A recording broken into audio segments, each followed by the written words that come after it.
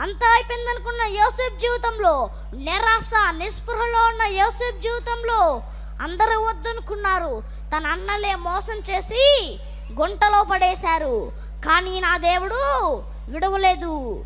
విడువని ఎడబాయని దేవుడు మన దేవుడు. మరణాన్ని తప్పించి నిందను గంతగా మార్చి ఐగుప్తు దేశానికి మంత్రిగా చేశాడు. ఆ దేశాన్నే కరువులో నుండి సమృద్ధిలోకి నడిపించేలాగా నా దేవుడు చేశాడు. హల్లెలూయా.